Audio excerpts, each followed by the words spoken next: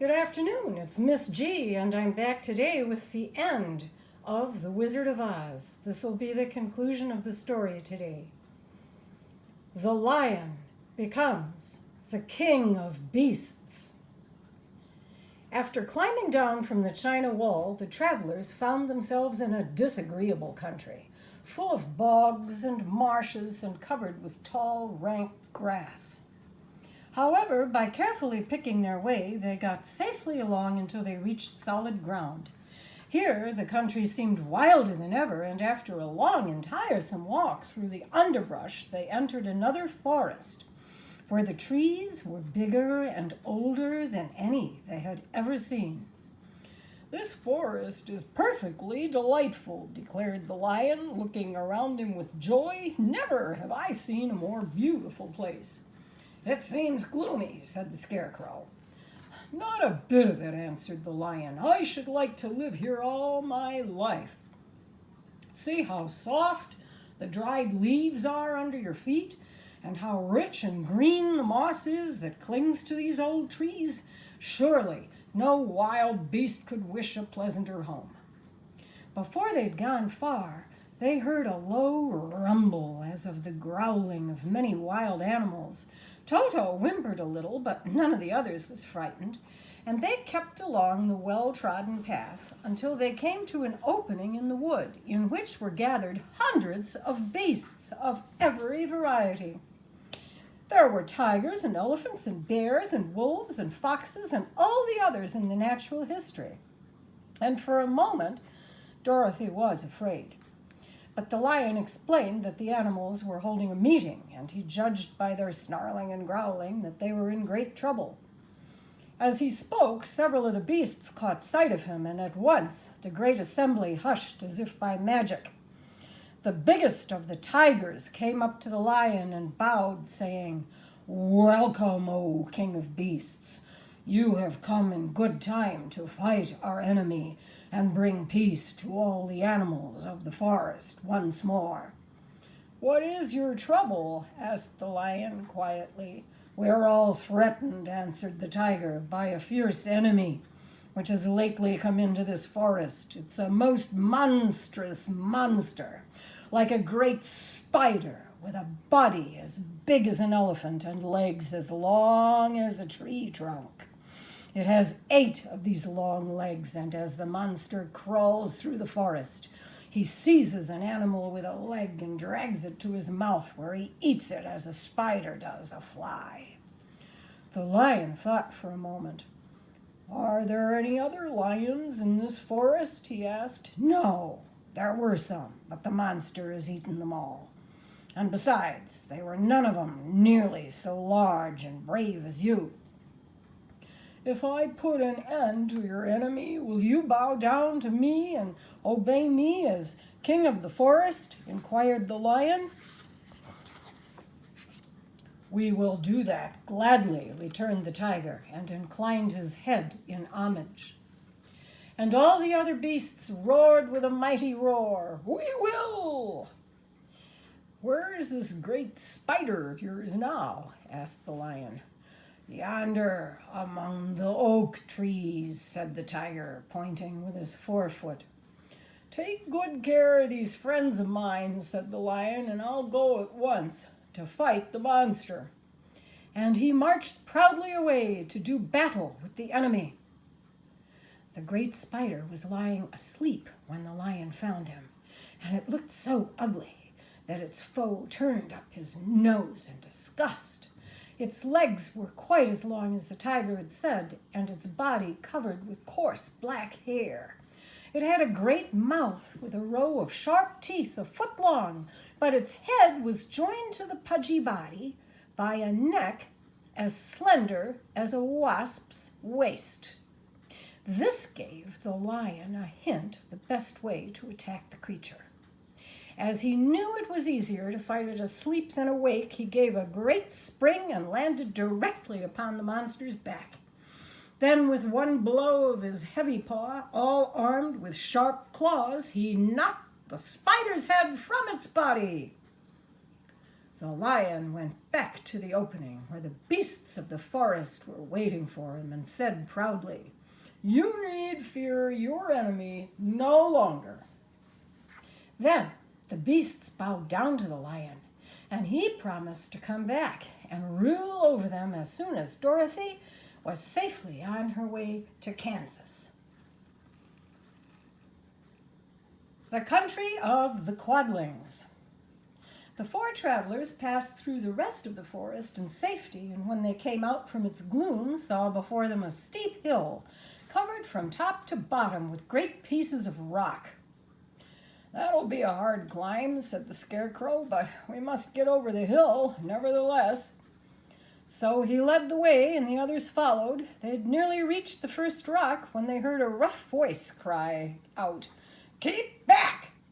"Who are you?" asked the Scarecrow. Then a head showed itself over the rock, and the same voice said, "This hill belongs to us, and we don't allow anyone to cross it." "But we must cross it," said the Scarecrow. "We're going to the country of the Quadlings." "But you shall not," replied the voice. And there stepped from behind the rock the strangest man the travelers had ever seen. He was quite short and stout, and had a big head which was flat at the top and supported by a thick neck full of wrinkles. But he had no arms at all, and seeing this, the Scarecrow did not fear that so helpless a creature could prevent them from climbing the hill, so he said, "I'm sorry not to do as you wish, but we must pass over your hill, whether you like it or not." And he walked boldly forward. As quick as lightning, the man's head shot forward, and his neck stretched out until the top of his head, where it was flat, struck the Scarecrow in the middle and sent him tumbling over and over down the hill. Almost as quickly as it came, the head went back to the body, and the man laughed harshly as he said, "Ha! Isn't as easy as you think." A chorus of boisterous laughter came from the other rocks, and Dorothy saw hundreds of the armless hammerheads upon the hillside, one behind every rock. The lion became quite angry at the laughter caused by the Scarecrow's mishap, and giving a loud roar that echoed like thunder, he dashed up the hill. Again, a head shot swiftly out, and the great lion went rolling down the hill as if he'd been struck by a cannonball. Dorothy ran down and helped the Scarecrow to his feet, and the lion came up to her feeling rather bruised and sore and said, "It's no use. It's useless to fight people with shooting heads. No one can withstand them." "What can we do then?" she asked. "Call the winged monkeys," suggested the Tin Woodman. "You have still the right to command them once more." "Very well," she answered, and putting on the golden cap, she uttered the magic words. The monkeys were as prompt as ever, and in a few moments the entire band stood before her.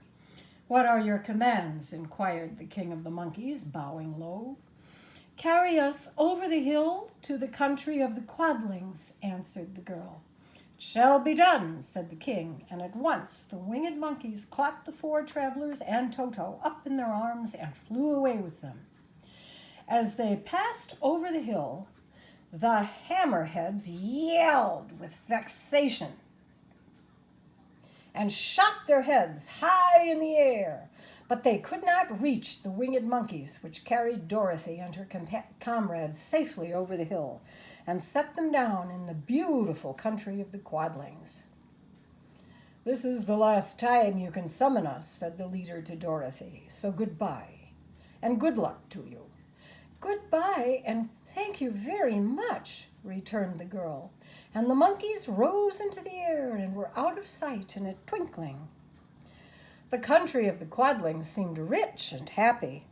There was field upon field of ripening grain, with well-paved roads running between, and pretty rippling brooks with strong bridges across them. The fences and houses and bridges were all painted bright red, just as they had been painted yellow in the country of the Winkies and blue in the country of the Munchkins. The Quadlings themselves, who were short and fat and looked chubby and good-natured, were dressed all in red, which showed bright against the green grass and the yellowing grain. The monkeys had set them down near a farmhouse, and the four travelers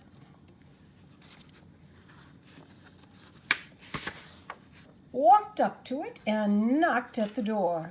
It was opened by the farmer's wife, and when Dorothy asked for something to eat, the woman gave them all a good dinner with 3 kinds of cake and 4 kinds of pastries and a bowl of milk for Toto.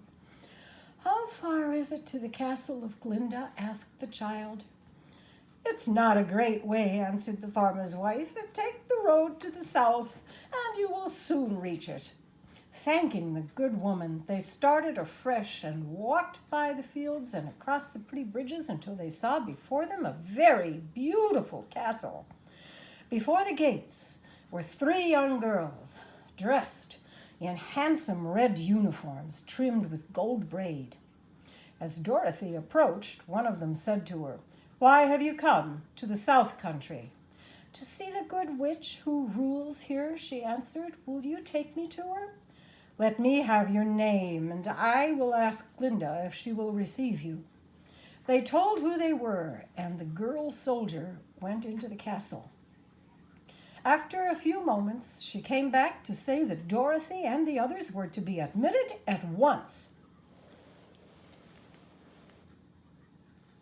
Glinda grants Dorothy's wish.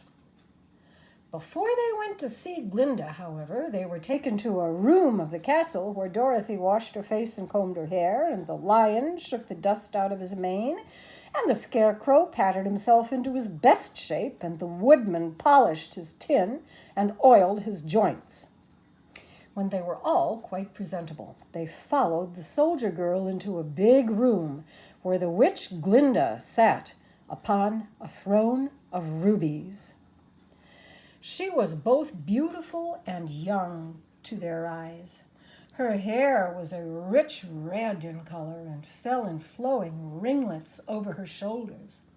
Her dress was pure white, but her eyes were blue, and they looked kindly upon the little girl. "What can I do for you, my child?" she asked. Dorothy told the witch all her story. How the cyclone had brought her to the land of Oz, how she had found her companions, and all the wonderful adventures they had met with. Glinda leaned forward and kissed the sweet, upturned face of the loving little girl. "Bless your dear heart," she said. "I'm sure I can tell you of a way to get back to Kansas." Then she added, "But if I do, you must give me the golden cap."